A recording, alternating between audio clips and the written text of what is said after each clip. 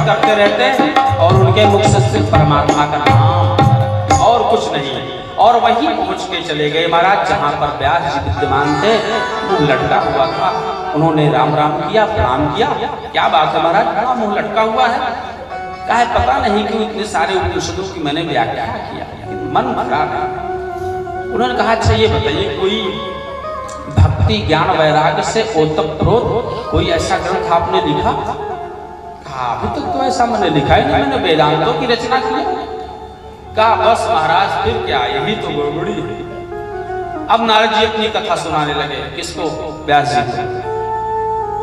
देखिए आज जो मैं नारद बना बैठा हूं और कहीं भी जाने आने की सुविधा मुझको प्राप्त है, वो ऐसे नहीं प्राप्त है। अपनी कहानी बताने लगे और कहा देखो मैं इसके पहले दासी का पुत्र था। एक आश्रम में मेरी माँ भोजन बनाती और भोजन प्रसादी बटवाती सबको। उसमें महात्मा लोग आते, उनकी सेवा करती, भोजन बनाती और सबको व्यवस्थित करती। और मैं छोटा सा था, 5 साल का, माँ के पीछे पीछे पल्लू पकड़ कर टहलता रहता।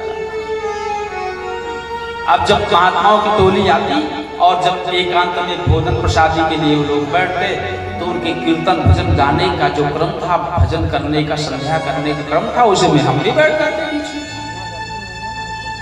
समय का चक्र आगे बढ़ा और कहते हैं महाराज जब चौमासा समाप्त हुआ तो महात्मा लोग जाने लगे तो मैं भी उनके पीछे पीछे चलने लगा। तो महात्मा लोग मुड़कर देखे, बोले तुम कहाँ चले आ रहे हो? अरे कहा हमको आपके बीच में अच्छा लगता है इसलिए मैं आपके साथ चल। अरे कहा नहीं वापस जाओ, अभी तुम्हारी वो बूढ़ी माँ है और सिर्फ एक सहारा है, आप ही उसके सहारे हो। आपको भोजन कराती है, नहलाती है, धुलाती है, आपको पीछे पीछे आप घूमते रहते हो। आपको माँ के प्रेम की आवश्यकता है, भी स्नेहित भाव, और आपकी माँ बिना आपके रह नहीं पाएगी। तो फिर क्या करूं? कभी वहां जाओ, जब माता जी जैसे आराम हो जाएंगे तब चले आए। नारद जी ने कहा मैं 5 साल का अबोध बालक, मैं समझ नहीं पाया और मन में ये विकार आ गया कि कब माता जी तब मैं स्वतंत्र हो जाऊं। कहते हैं महाराज एकदा निर्गतां गेह दुहंतीं निशिगां पथि। एक दिन सायंकाल में माता जी गाय धोने के लिए गौशाला में गई और अचानक क्या हुआ? सर्पो दंसा तदा पादा दृष्टः पड़ा।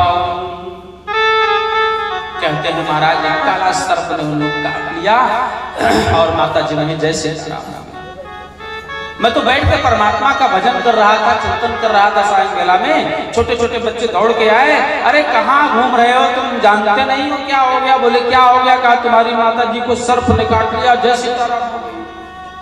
नारद जी ने कहा मेरी अज्ञानता देखी, मैं उछल पड़ा बड़ी तेज से, खुश हो गया।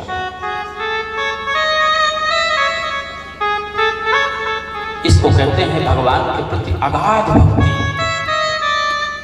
जिस माँ ने 9 महीने तक गर्भ में रखा, स्तनपान कराया, लालन पालन किया, उसके प्रति कोई स्नेह नहीं।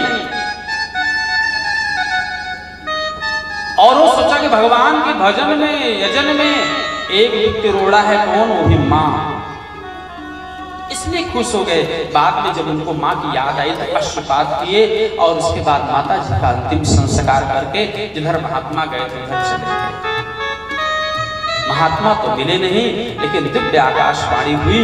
भगवान का एक छोटी सी झलक मुझे दिखाई दी। वो टेढ़ी टांग वाला छोटी सी झलक दिखाकर और चला गया। फिर आकाशवाणी हो गई कि देखो इस सत्र में तो नहीं, जब अगला जन्म होगा तुम्हें तो परमात्मा का विशेष ध्यान होगा।